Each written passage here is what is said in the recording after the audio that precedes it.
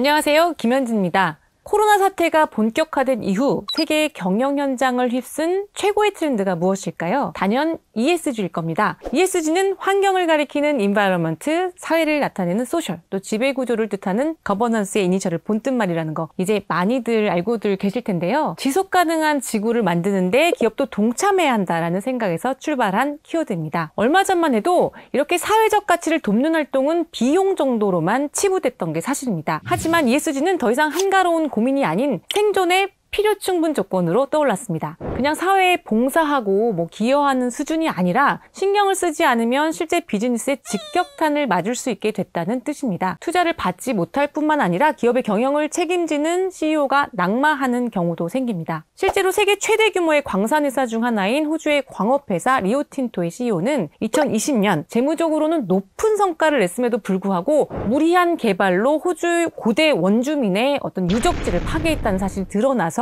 회사를 떠나게 됐습니다. 그렇다면 왜 갑자기 이렇게 ESG가 기업의 생존을 좌지우지하는 핵심 요소가 된 걸까요? ESG가 경영계의 화두로 떠오른 가장 직접적인 원인은 바로 투자 조건이 달라졌기 때문입니다. ESG는 기본적으로 투자자 관점에서 출발합니다. 투자자들의 가장 큰 목표는 뭘까요? 재무적 성과를 내는 거겠죠. 따라서 기업이 이윤을 내는데 악영향을 미치는 리스크를 줄여나가고 싶어 합니다. 지금까지는 재무적 가치가 성과에 영향을 미치는 요소로 꼽혔습니다. 하지만 기후변화에 대한 위협이 본격화되고 다양한 사회적 요소들에 대한 대중들의 민감도가 높아지는 지금 투자자들이 보기에도 환경, 사회, 지배 구조와 같은 이런 비재무적인 요소가 이 기업이 지속 가능한지를 살펴서 투자 결정을 판단하는 데 있어서 중요한 조건들이 된 것입니다. ESG 경영은 특히 세계 최대의 자산운용사죠. 블랙록이 그 열풍을 촉발했다 해도 과언이 아닙니다. 레리 핑크 블랙록 회장은 지난해 초 연례 서한에서 향후 지속 가능성을 투자의 핵심에 놓고 이후 리스크를 반영해서 투자 포트폴리오를 바꾸겠다라고 발표했습니다. 또한 다른 투자사들도 이런 흐름에 가세하면서 기업들이 ESG를 실천해야 할 당위성이 높아진 겁니다.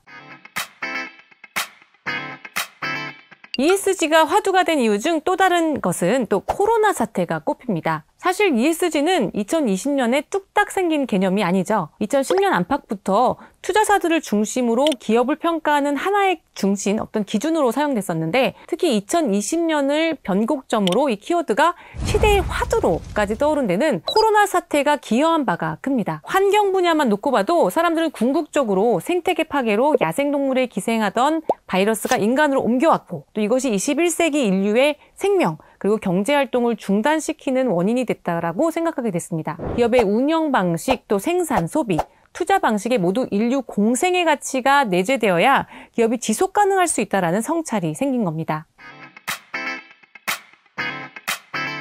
ESG 열풍은 1990년대부터 이어진 주주중심 자본주의에 대한 도전이라는 해석도 있습니다. 대선을 앞두고 경제 공약을 발표하면서 조 바이든 당시 미국 민주당 후보는 트럼프 때와 달리 이게 이제 주주자본주의를 끝낼 시간이다. 기업은 근로자, 지역사회 그리고 국가에 대한 책임이 있다라고 발표했습니다. 또한 세계경제포럼의 클라우스 슈밥 회장은 코로나19 사태 이후에 인류가 마주하게 될 새로운 시대를 Great Reset, 즉 대개조라고 명명하고 특히 산업과 기업 분야의 변화로 이해관계자 자본주의와 ESG를 강조했습니다. 주주중심 자본주의는 이미 2008년 글로벌 금융위기 이후에 큰 도전에 직면한 바 있습니다. 재무적 성과에만 집중하는 숫자 주도의 기업 문화가 결국 전 인류를 위험에 빠지게 할 수 있다라는 사실이 밝혀졌기 때문입니다.